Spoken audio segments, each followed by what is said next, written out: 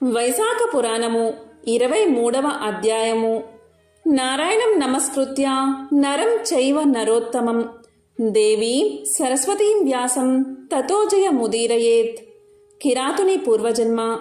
నారదుడు అంబరీషునితో వైశాఖ మహిమను ఇలా వివరిస్తున్నాడు.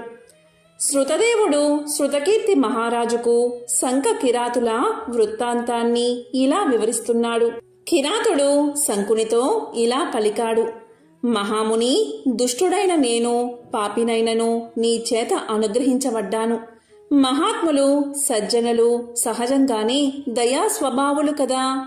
నీచమైన కిరాత కులమున పుట్టిన పాపి అయిన నేనెక్కడా? నాకిలాంటి పుణ్యాసక్తి కలిగే బుద్ధి కలగడం ఏమిటి?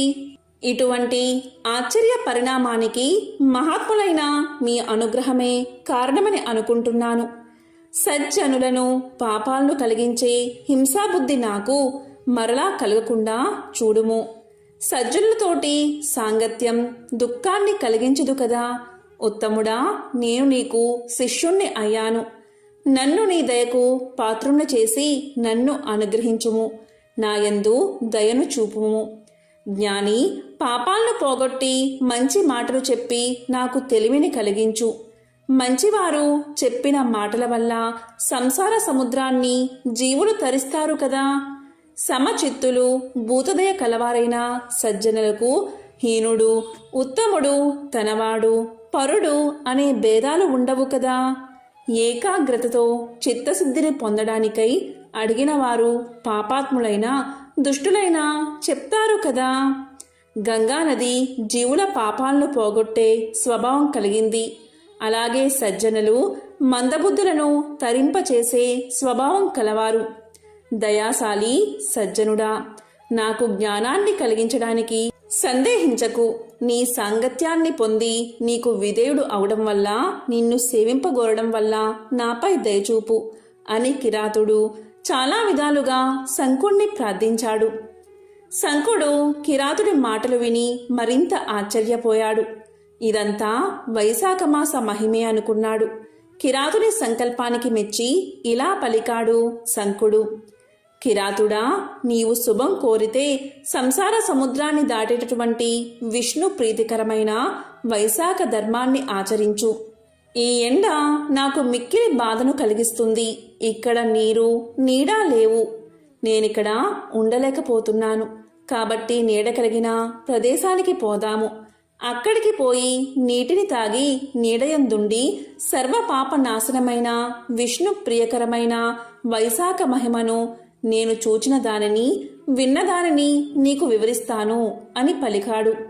అప్పుడు కిరాతుడు శంకుడికి నమస్కారం చేసి, స్వామి, ఇక్కడకు కొద్ది దూరంలో స్వచ్ఛమైన నీరున్న సరస్సు ఉంది. అక్కడ ఎన్నో మగ్గిన వెలగ పండ్లతో నిండిన వెలగ చెట్లు ఎన్నెన్నో ఉన్నాయి. అక్కడ నీకు మిక్కిలి సంతృప్తి కలుగుతుంది. అక్కడికి పోదాము రమ్మని శంకుణ్ణి అక్కడికి తీసుకుపోయాడు కిరాతుడు. శంకుడు కిరాతునితో కలిసి వెళ్ళి అక్కడ మనోహరమైన సరస్సును చూశాడు. ఆ సరస్సు కొంగలు, హంసలు, మున్నగు జలపక్షులతో నిండి ఉంది. వెదురు చెట్లు గాలి తమలో ప్రవేశించడం వల్ల మనోహర ధ్వనులను పుట్టిస్తూ ఉంది. పుష్పములున్నాయి. వాటి మీద తుమ్మెదలు వాలి మధుర ధ్వనులను చేస్తున్నాయి. తాబేళ్లు, చేపలు, మున్నగు జల ప్రాణులతో ఆ సరస్సు నిండి ఉంది. కలువలు, తామరలు, మున్నగు జల పుష్పాలతో నిండి మనోహరమై ఉంది. వివిధ రకాల పక్షులు అక్కడ వాలి మధురంగా కిలకిల రావాలతో అరుస్తూ ఉన్నాయి. చెరువు గట్టున పొదరిల్లు, నీడనిచ్చు చెట్లు ఎన్నో ఉన్నాయి. అడవి జంతువులు అక్కడికి వచ్చి స్వేచ్ఛగా తిరుగుతున్నాయి. ఇలాంటి మనోహరమైన సరస్సును చూసినంతనే శంకుని మనసు ప్రశాంతత పొందింది. శరీరము సేద తీరినట్లు అయ్యింది. శంకుడు మనోహరమైన ఆ సరస్సున స్నానాన్ని ఆచరించాడు. పళ్లను శ్రీహరికి నివేదించి తాను కొన్నిటిని తిని మరికొన్నిటిని ప్రసాదంగా కిరాతకుడికి ఇచ్చాడు. ప్రశాంతమైన మనస్సుతో ప్రసన్నమగు చిత్తంతో వ్యాధుని దయా దృష్టుల చూసి ఇలా పలికాడు. నాయనా కిరాత, ధర్మతత్పర, నీకే ధర్మాన్ని చెప్పాలి.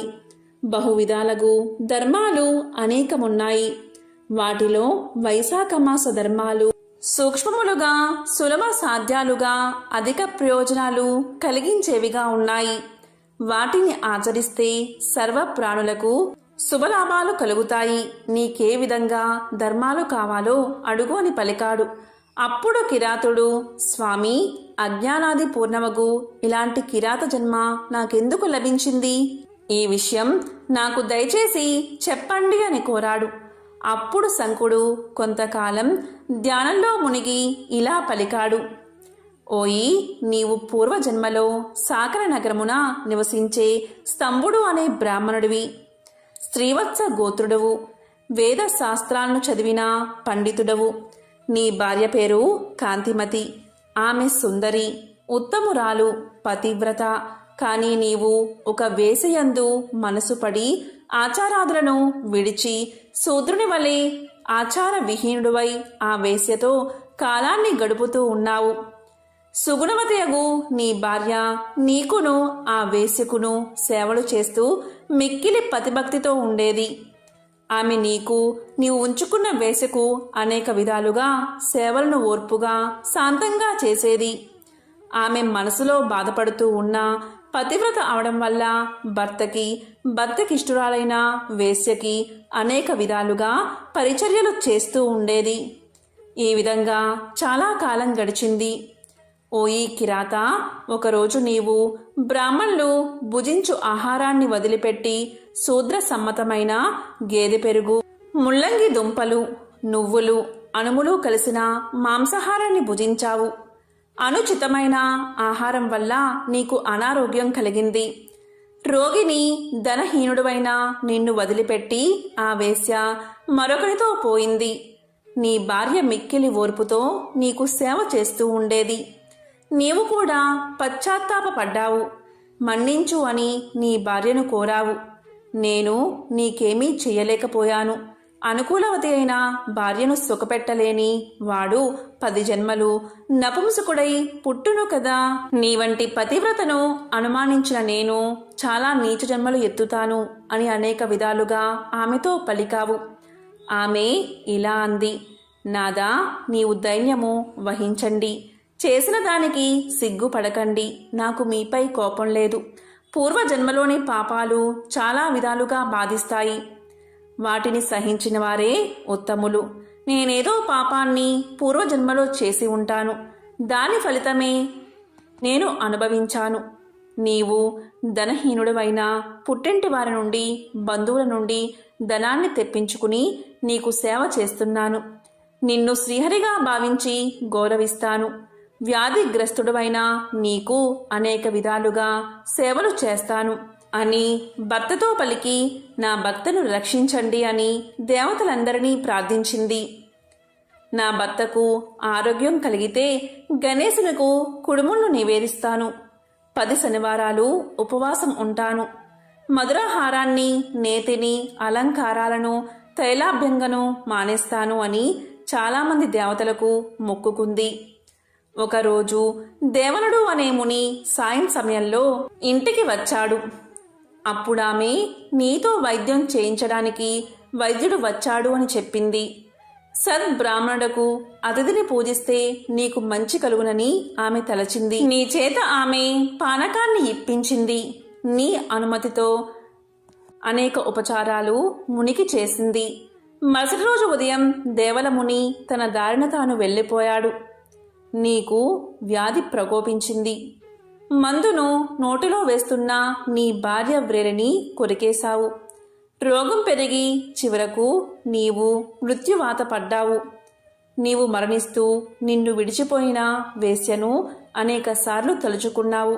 కానీ నీకు పరిచర్యలు చేసిన భార్యను మాత్రం తలుచుకోలేదు. పతివ్రత అయిన నీ భార్య తన చేతి నగను అమ్మి ఆ డబ్బుతో నీకు అగ్ని సంస్కారాలు చేసి తాను నిన్ను కౌగలించుకుని అగ్ని ప్రవేశాన్ని, సహగమనాన్ని చేసింది. నీతో సహగమనం చేసిన నీ భార్య పతివ్రత అవడం వల్ల విష్ణు లోకానికి చేరుకుంది. ఆమె వైశాఖమున దేవలలకు పానకం ఇవ్వడం వల్ల, దేవలుని పాదాలు కడగడం వల్ల ఆమెకు శ్రీహరి సాన్నిధ్యం కలిగింది. నీవు మరణ సమయమున నీచురాలైన వేశ్యను తలుచుకోవడం వల్ల క్రూరమైన కిరాత జన్మను పొందావు.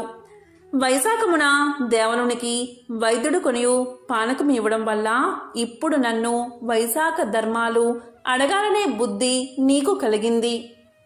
దేవరుని పాదాలు కడిగిన నీటిని శిరస్సును చల్లుకోవడం వల్ల నీకు నాతో ఈ విధంగా సాంగత్యం చేసే అవకాశం కలిగింది.